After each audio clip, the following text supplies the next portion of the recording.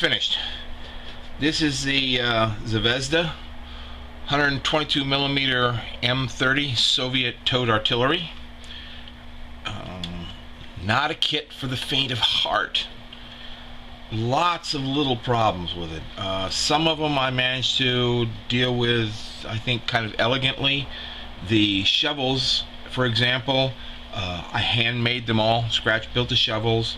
The clamps that you see holding them on, including little brackets at the back, clamps on top, are photo etched clamps, German clamps actually, but the photographs I found are similar enough that, you know, I like it. Let me just say that. Some of the biggest problems with this: soft plastic. It's an incredible task to sand these things. The alignment of the parts just terrible. That's the reason the shovels were rebuilt. They were just so far off that if I tried to make them round and shape them up, there wouldn't have been enough plastic left to mount. Same with the handles for the back. These handles were all scratch built from copper wire. And it's kind of sad because they do have some really nice details on them. The rivets, everything, just beautiful. I mean, they all pop out. None of them were malformed. There were some issues with the ejector pin marks.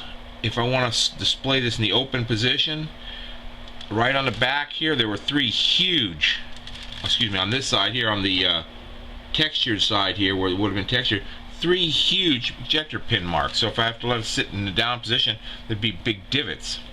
Just poorly designed. I don't think it's going to be a while before I get another Zvezda model. The end result, very nice, but had to put a lot of work into getting that way. The barrel from the back, the breech block ended short, so I ended up drilling that out also to give it a little more depth when you look into it. The ammo, kind of neat things here. Let's see if I can stand up.